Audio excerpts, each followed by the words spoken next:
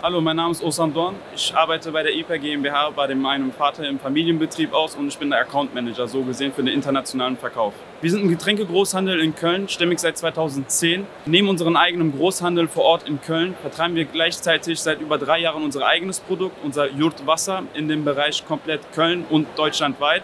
Innerhalb von 3 Jahren konnten wir unser eigenes Produkt auf mehr als 300 Container erweitern und sind gerade dabei, so gesehen, unser Produkt in Deutschland weitestgehend zu erweitern und hier auch die deutschstämmigen oder auch die türkischstämmigen Kunden so gesehen von türkischen Produkten zu überzeugen.